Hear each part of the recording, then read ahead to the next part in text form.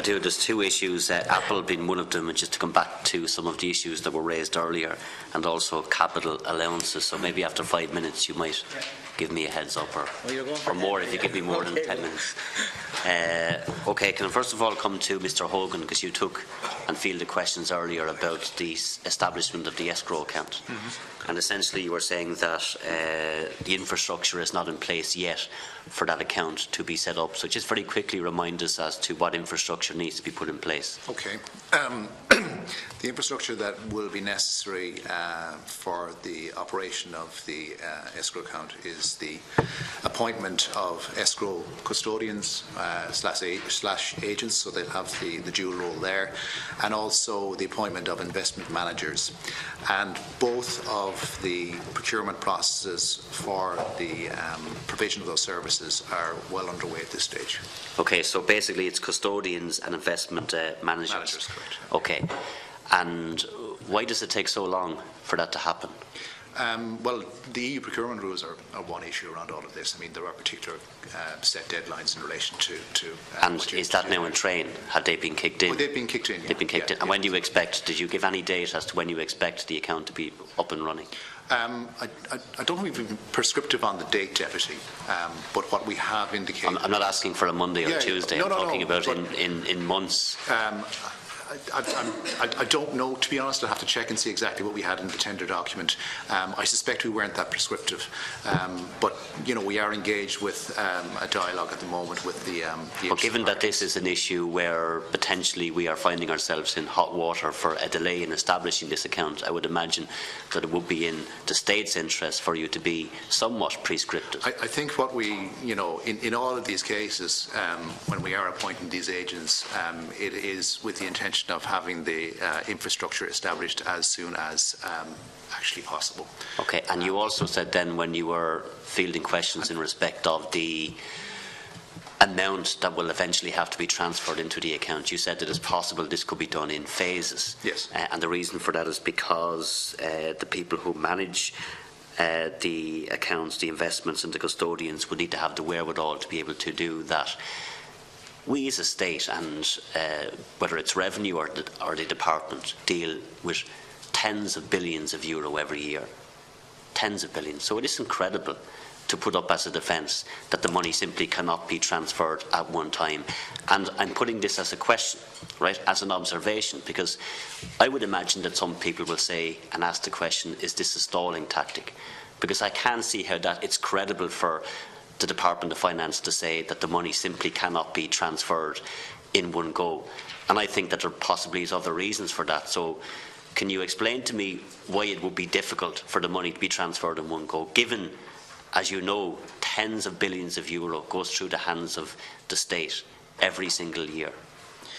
I think in the case of what we have here, if, for example, a large sum of money was to be allocated to the escrow account and the escrow agent or investment manager then was expected to invest that immediately overnight, the difficulty is that because of such a large sum of money, it is a market-moving event. If you pick a large number, if it's 8 or 10 billion, whatever it is, and you know, with investment managers, we want to ensure that they are looking for the best possible return from the investment that they're that we expect them to make on our behalf. So it's not that there are other issues at play, Deputy, as you might suggest on this. I think it is reality of what we're dealing with here, and we're taking advice from this on the NTMA in terms of the procurement process. They're much more familiar with how we engage these investment managers, and the advice is that we need to have this done on a phased basis. Yeah, and you'll understand that we have to ask questions, because if there is, as it seems, a delay in establishing this account, we have to probe questions and to try and establish why that is the case. Can I just then maybe ask you first, and then I'll turn to Mr. Cody, how much money needs to be transferred into this account? Well, the calculation of the funds to transfer the account is still ongoing. Been done. So is that one of the reasons why the account isn't set up? Because you don't know how much you have to put into it yet? There's two reasons, and I mean, I think that the chairman alluded to it earlier, that there is a complex mechanism behind how revenue calculate the actual payments per year for... It's not very complex when you have to figure out how much tax I have to pay. No, it's not, no. Or when citizens have to pay. It's always very complex when we have to find out how high net worth individuals have to pay taxes. What I'm putting to you, Mr. Hogan, is that you don't know yet how much money has to be put into this account. Revenue hasn't calculated that yet. I'm asking, is that one of the reasons why the account has not been established? I don't think it's the reason the account has been established. I think that there is ongoing work in relation to the actual calculation of the amount, and that will help in terms of the overall establishment. Thank you, and I'll put then that to Mr. Cody. When did Revenue become aware that it would have to make a calculation as to how much money would have to be put into the escrow account? And be precise if you can, Mr. Cody, because I don't want to have to interrupt, or you to interrupt me. If you can be precise with the answer, is when is the question I asked. The decision of the Commission was the 30th of August.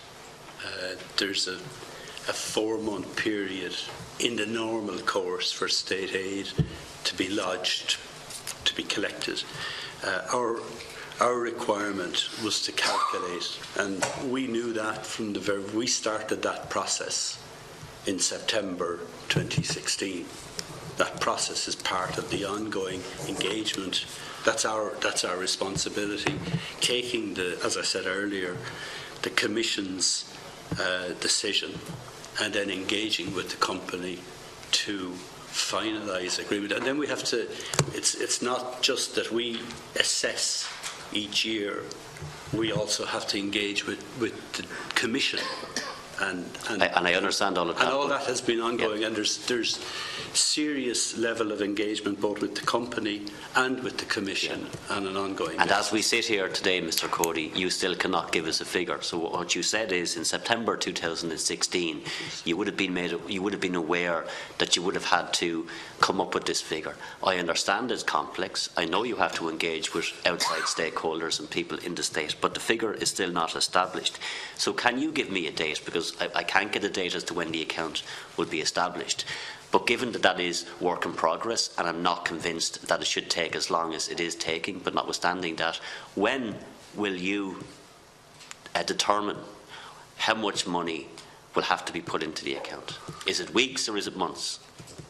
I think, again, I said this last night, it will be a short number of months before the full amount is calculated. Can you define a short number of months? I prefer not to. Why would you prefer not to? You're here to answer questions. Because I don't know the answer to it. And isn't that the problem?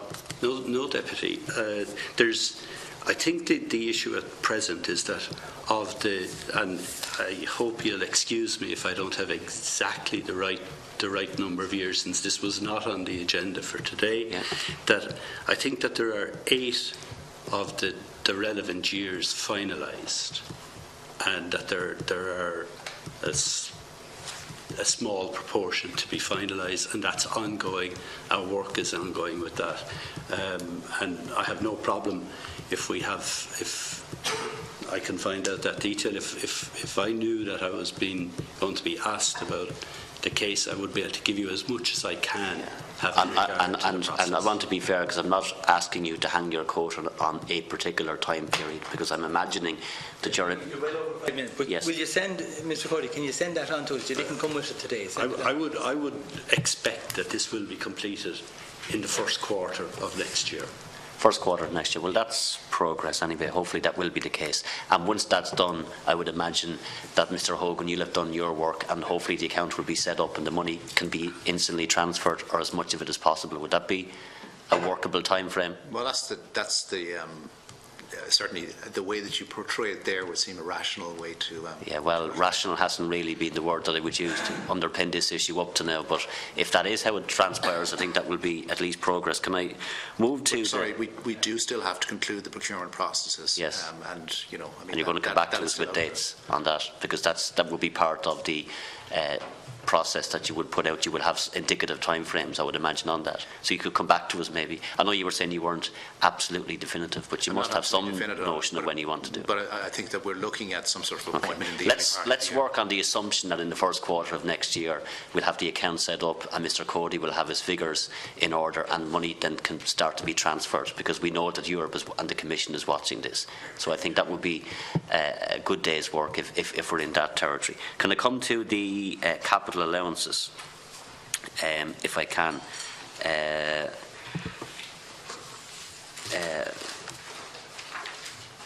How much